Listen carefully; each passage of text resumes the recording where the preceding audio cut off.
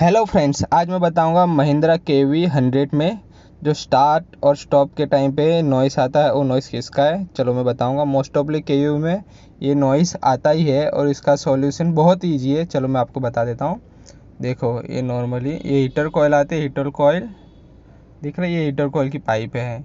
इसमें क्या होगा, उसका स्पंज ख़राब हो जाने की वजह से वो हिलने लगते हैं। तो अपने जब गाड़ी स्टार्ट करेंगे तो अंदर प्लास्टिक के यूनिट से, देखो ये हिल रही है, दिख रहा है, प्लास्टिक के यूनिट से टच होके नॉइस आएगा, जिससे आपको लगेगा कि गाड़ी का कोई माउंटिंग ख़राब है या गाड़ी में कोई चीज़ ख़राब हो चुकी है। पर ये बहुत एकदम ईजी है। इसको एकदम किसी भी चीज़ से टाई क्लिप से आप खींच के लगा देंगे तो ये नॉइस बंद हो जाएगा। और ऐसी इन्फॉर्मेशन आपको अच्छी लगी हो तो वीडियो को लाइक कर